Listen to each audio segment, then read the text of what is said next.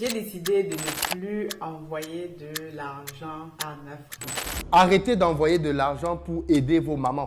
J'estime, et ça depuis très longtemps, qu'effectivement, même sans parler d'immigration, que la diaspora africaine devrait arrêter d'envoyer de l'argent dans les pays dont ils viennent. Je sens que cette vidéo va faire bavarder. Depuis environ 3 ans, la diaspora afro a changé son fusil d'épaule. Fini les papas gâteaux et les mamans Western Union. Aujourd'hui, ils ont décidé de claquer la porte aux personnes du pays. Avant, quand un benguis partait en vacances au pays, il rapportait des parfums, les dernières marques de chaussures à la mode. Qui n'a pas connu ça? Aujourd'hui, c'est les boîtes de paracétamol et les boîtes de vitamines qui remplissent les valises des benguis. Les temps ont vraiment changé, mais c'est encore plus profond que ça. Les envois d'argent au pays, c'est fini. Personnellement, je ne suis pas du tout d'accord avec cette manière de faire les choses. Je continue d'envoyer de l'argent au pays. Et si vous êtes à l'étranger, je vous incite à faire pareil. Je vous explique mon point de vue dans cette vidéo. Résistez à la tentation de m'étrangler sur le champ et regardez-la jusqu'à la fin avant de réagir. Je vous assure que même si vous avez arrêté d'envoyer de l'argent au pays, vous allez me rejoindre au moins sur un point. Alors, avant toute chose, il faut distinguer l'aide utile de celle qui ne sert à rien. Qu'est-ce que je veux dire par là? Il y a deux catégories de soutien familial. La première, ce sont les gens qui ont juste besoin d'un coup de pouce pour se remettre d'un sale coup. Par exemple, ça peut être un frère qui a été ruiné par un business douteux et qui cherche à sortir la tête de l'eau.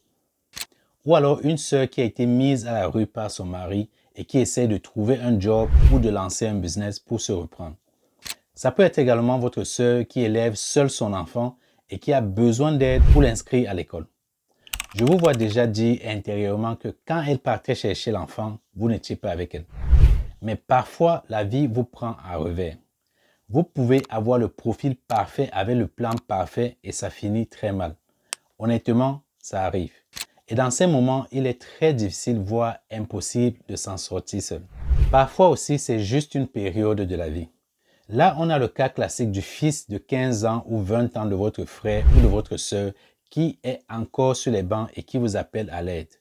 Je ne crois pas me tromper en disant qu'à cet âge-là, près de 9 personnes sur 10 sont encore dépendantes financièrement de leur famille. Mais ce n'est pas parce que votre frère ou sœur est soi-disant vaurien que vous allez vous priver d'aider son fils si vous en avez les moyens. Pour moi, l'aide utile, c'est l'argent envoyé afin de rendre la personne indépendante. Et oui, il faut la maintenir. Et c'est une aide qu'on ne doit pas du tout compter. Les coûts de la vie, ça ne prévient pas du tout. Bien sûr, il y a des frères qui sont des flambeurs, qui passent leur week-end dans des snacks, des sœurs qui ne travaillent pas et qui louent des appartements splendides et vous appellent quand elles n'arrivent pas à payer leur loyer ou leur nourriture. Pour moi, si ces personnes n'ont pas les moyens d'assumer ces charges, elles ne devraient pas les endosser. Vraiment, la deuxième catégorie de soutien financier, c'est non. Avant de faire un Western Union ou un TapTapSend sans publicité, analysez bien la situation. Je sais que c'est frustrant et honnêtement, quand vous ferez ce petit tri, vous deviendrez le grand méchant dans l'histoire de certains. Mais vous savez quoi? Ça ne fait rien. Parce qu'une personne qui ne compte que sur vos poches ne vous aime pas. Et si vous devenez fauché, elle va vous jeter comme une orange pressée. Alors n'hésitez pas à dire non aux demandes d'aide sans queue ni tête en provenance du pays. En revanche, si la personne a un réel besoin, aidez-la sans compter. Pourquoi? Parce que chaque jour, elle perd de l'argent et rate des opportunités à cause de l'état déplorable et du tournant que la vie a pris aujourd'hui. Je suis africain. Vous êtes africain. Vu que je suis camerounais, je vais parler du continent. Au 237, il y a un réel souci avec l'électricité. Eneo, la compagnie de l'énergie, est spécialiste des coupures intempestives. Parfois, dès le matin, il disparaît et revient seulement jusqu'à 18 heures. Il n'y a pas de courant. Parfois, c'est même plusieurs jours que les populations passent dans le noir. Du coup, si la personne a lancé un business comme la braise de poisson, où il est important d'avoir une bonne chaîne de froid, elle doit acheter un groupe électrogène. Or, un groupe n'est pas à portée de tous et ça fonctionne avec du carburant, lequel a vu également son prix grimper en février 2024. Ça veut dire que cette maman entrepreneur va perdre de l'argent tout en vivant constamment dans l'incertitude. Prenons le cas d'un graphiste travaillant avec des étrangers. Quand il n'y a pas de courant et que la batterie de son laptop s'épuise, il perd des contrats. Ne parlons même pas de la lenteur d'Internet. En fait, l'état incontestable des infrastructures est un réel fardeau pour les professionnels africains. Mais ce n'est pas tout. Vu que les routes sont mauvaises, se déplacer même pour travailler n'est pas loin d'embrasser la mort. En 2023, le Cameroun a perdu l'un de ses talents sur la Nationale 3 allant de Douala à Yaoundé. Peut-être qu'il s'y rendait quelque part pour des raisons professionnelles et il a perdu la vie gratuitement. Parce que certains quartiers ne sont pas approvisionnés en eau, même se laver implique des efforts supplémentaires. Quand en 2024, nos enfants, vos petits-neveux et nièces, se mettent en danger en pleine route pour attendre un camion pour récolter un peu d'eau à boire, est-ce parce qu'ils ne se bougent pas, comme on le dit si fort depuis notre confort à Berlin ou à Paris? Personnellement, je n'adhère pas à cette philosophie selon laquelle nos frères et sœurs au pays sont tous des paresseux. C'est juste que l'environnement les oblige à faire beaucoup trop d'efforts pour des faibles résultats. Surtout quand on rajoute le troisième élément, la mauvaise gouvernance. La corruption est un réel fléau. Ça fait que vous payez plus pour une qualité qui n'existe pas. Je vous donne un exemple simple. Supposons que vous ayez envie d'acheter un terrain au pays. L'une des étapes, c'est de faire un certificat de propriété. Parfois, le vendeur en a déjà fait un. Cependant, c'est mieux d'aller le faire vous-même au cadastre. Techniquement, le prix du certificat de propriété au Cameroun est de 25 000 francs. Mais dans les faits, vous allez payer au moins 45 000 francs. C'est presque le double. À côté de ça, toujours pour un achat immobilier, vous avez l'argent du signataire, des vendeurs, les frais des agents immobiliers, les frais de descente, les frais du titre foncier, etc. Je vous assure, la facture devient très vite salée.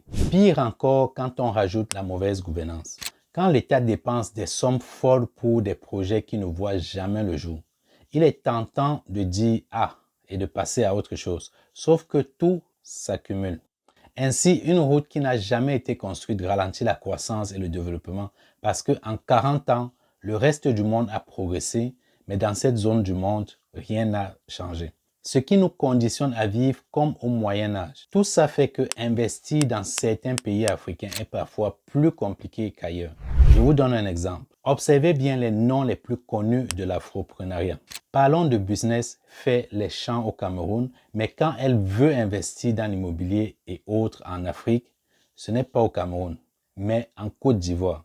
Ces voyages qui font écho sur sa chaîne et qui présentent des opportunités de business sont entre le Sénégal, le Nigeria, la Côte d'Ivoire, mais pas au Cameroun. Investir au pays, lui aussi, camerounais, a décidé de quitter la France et il s'est mieux établi en Côte d'Ivoire qu'au Cameroun, du moins selon ce qu'on peut voir de son succès. Pourquoi? Ce n'est pas du tout le hasard. La Côte d'Ivoire est l'un des pays ayant le plus haut taux de croissance. Et ça, c'est parce que le pays a des infrastructures de qualité, des mesures incitatives aux investissements étrangers et surtout un faible taux de corruption. Pour vous dire, selon Transparency International, la Côte d'Ivoire a un index de corruption de 40 sur 100. A contrario, avec un score de 27 sur 100, le Cameroun est le 40e pays le plus corrompu au monde. Une autre chose, j'accompagne les entrepreneurs sur le continent à créer leur entreprise à l'étranger et à se lancer sur Amazon comme vendeur. Tout se passait bien. Mais il y a quelques jours, j'ai été surpris d'apprendre que le Cameroun est maintenant dans la liste des pays concernant le blanchiment d'argent. Qu'est-ce que ça signifie? Même ceux qui essaient de trouver des opportunités ailleurs sans quitter le pays se voient obligés de sombrer dans le désespoir. Heureusement qu'il y a encore les États-Unis. Autant de choses qui me confortent dans l'idée que la source du problème n'est pas la paresse. C'est vrai qu'il y a des feignants qui veulent vivre au crochet de la diaspora, mais la plupart des Africains du pays veulent juste gagner leur vie de manière respectable. Et dans un environnement rongé par la corruption, la mauvaise gouvernance et le népotisme, ce n'est pas toujours possible. Ce qui m'amène au point suivant. Il faut être aveugle pour nier que le talent n'est pas toujours reconnu à sa juste valeur. Et là, le gros coupable, c'est le népotisme. Quand quelqu'un nommé à un poste décisionnaire commence à ne recruter que ses proches, parfois c'est la famille, parfois c'est la tribu, parfois aussi c'est la communauté religieuse. Du coup, je ne peux pas dire qu'il n'y a pas d'emploi en Afrique. Il y en a. Mais fréquemment, il y a une barrière invisible qui rend très difficile l'insertion professionnelle de ceux ayant des moyens limités ou partant de zéro. Et même quand la personne a réussi à passer entre les mailles du filet, son avenir reste incertain.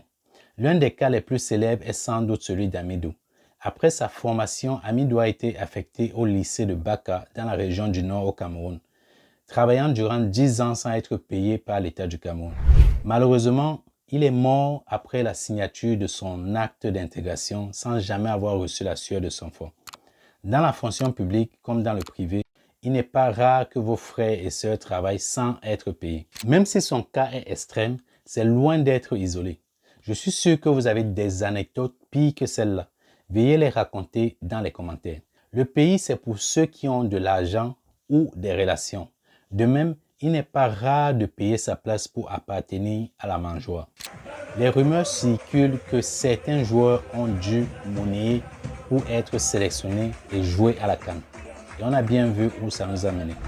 Toujours au Cameroun, en août 2022, Nextel, l'un des opérateurs téléphoniques, a défrayé la chronique. L'entreprise du milliardaire Baba Danpulo avait fait un chiffre d'affaires de 206 millions de dollars. Ses employés étaient à 8 mois sans salaire. Pour ceux qui veulent lire plus sur ces actualités, je vous mettrai les liens quelque part dans la description. Trouver du travail est très difficile. Je ne dis pas que c'est impossible, puisque des millions d'Africains y arrivent, mais reconnaissons que c'est plus difficile qu'en Europe. Les jeunes qui veulent se lancer dans la vie sont laissés à faire des petits boulots comme le Ben Sikin, mettant ainsi leur vie en danger avec l'incivisme sur les routes. Quand tu trouves même de quoi faire, tu peux te retrouver sans salaire car l'employeur ne juge pas nécessaire de te payer. Imaginez un peu votre sœur qui, chaque jour, va au travail mais n'est pas payée. Quand son bailleur vient lui tendre la facture, est-ce une dépense inutile que de l'aider pendant qu'elle essaye de débloquer la situation? Je ne pense pas. Il m'arrivait souvent de dire aux frères et cousins que c'est le travail de quoi que tu pars chaque jour sans te faire payer. Mais j'ai enfin compris la célèbre citation qui dit que l'espoir fait vivre. Oui, chez nous, on vit plus d'espoir que de 3 repas chaque jour. Arrêtons de croire que dans la diaspora, nous travaillons pendant que nos frères du pays sont tous des paresseux. Reconnaissons que l'environnement impacte la capacité à devenir indépendant. Plus le cadre est favorable, plus il est facile pour une personne de devenir autonome. Et malheureusement, actuellement, beaucoup de pays africains font vivre l'enfer à des jeunes. Maintenant, et j'insiste dessus, il ne faut pas aider à tort et à travers. On sait bien que beaucoup de certains ennemis du travail ne donneront pas leur vrai motif. C'est pourquoi il faut analyser le comportement de la personne. En fait, il faut être vigilant envers ceux qui vous demandent régulièrement de l'argent. Plus encore quand ils le font confortablement et sans avoir préalablement cherché à résoudre eux-mêmes le problème. J'ai remarqué que ceux qui se battent réellement n'ont pas le temps de vous demander quoi que ce soit, même quand ils n'en ont pas. Au Cameroun, les jeunes ont des problèmes pour obtenir leur carte nationale d'identité, mais un passeport, ça s'obtient vite. Comme je l'ai dit, le pays n'est pas facile. Cependant, une personne paresseuse en Afrique sera juste une personne paresseuse, fauchée et endettée en Europe. Bref, ne regardez pas cette vidéo et ensuite commencez à dire qu'Alban m'a dit de prendre la main. Jamais je n'encourage qui que ce soit à immigrer illégalement ou avec un visa inapproprié. C'est se condamner à une vie de souffrance inimaginable. Personnellement, j'aide la famille restée en Afrique et je ne me prive pas de le faire. Voici ce que j'ai mis en place. Vu que le SMIC au Cameroun, c'est moins de 35 livres, j'envoie ce montant aux plus nécessiteux de ma famille proche chaque mois. Ça inclut les parents, les frères et sœurs et même certains neveux et nièces. Ce n'est pas grand-chose, mais ça les soulage quand même. J'ai également alloué un petit budget pour les fêtes, les anniversaires pour chaque personne. Vu qu'on n'est pas une famille de 10 enfants, ça va encore. Autrement, je travaille aussi directement avec les personnes de l'Afrique. Comme je le disais au début, ce n'est pas que les gens en Afrique soient paresseux, c'est les conditions de travail qui sont terribles. Du coup, quand je peux, je délègue toujours une tâche à un semblable en Afrique pour qu'il exprime lui aussi son talent et qu'il se développe. Tout n'est pas toujours rose. Je suis tombé sur des personnes qui faisaient des promesses irréalisables et d'autres qui ont disparu avec mon argent. Mais ça ne m'a jamais détourné de mon objectif. Et comment est-ce que j'arrive à financer tout cela? Si vous êtes de la diaspora aujourd'hui, je vous recommande de mettre de l'argent de côté et de lancer un business qui vous rapportera de quoi vous faire plaisir. Je me suis lancé sur Amazon FBA en 2017. J'ai ouvert une boutique Amazon et ensuite une autre dans lesquels je vends des produits que j'achète de Chine. C'est ce qui me permet de m'épanouir tant financièrement que psychologiquement. Et surtout, vous pouvez démarrer cette activité à côté d'un emploi et dès que ça décolle, à vous la belle vie. Si cela vous intéresse, en description, je vous mets un lien pour réserver un appel gratuit avec moi. On pourra discuter pendant 30 minutes et je vais vous donner des conseils gratuits pour commencer rapidement à gagner de l'argent en ligne. Réservez juste rapidement car les places sont très limitées. Bon, je pense qu'il est temps de conclure cette vidéo. En résumé, je dirais qu'il faut aider les gens du pays, mais il faut le faire en établissant des limites claires. Ne devenez pas le sponsor numéro 1 de la paresse. N'envoyez de l'argent que pour rendre vos proches autonomes. N'oubliez pas que chaque jour qu'on dort, qu'on se réveille, il y a de nouveaux dossiers. Et en attendant que ça s'améliore, faites de votre mieux pour que les gens que vous aimez profitent aussi de leur petite vie. Et surtout, ne vous oubliez pas vous-même. Ne prenez pas des crédits à la consommation pour aider votre famille. N'envoyez pas tout votre salaire au pays non plus. Aider les autres ne doit pas devenir un frein à votre propre succès. Steve Hall l'a parfaitement résumé. La meilleure chose que vous puissiez faire pour les pauvres, c'est de ne pas devenir l'un d'entre eux. Sur ces mots pleins de sagesse, je vous dis à la prochaine vidéo. Si vous voulez plus de vidéos sur l'éducation financière, cliquez juste quelque part ici pour les visionner. Si vous êtes intéressé par le business Amazon, trouvez le lien dans la description pour prendre un rendez-vous avec moi. Prenez soin de vous.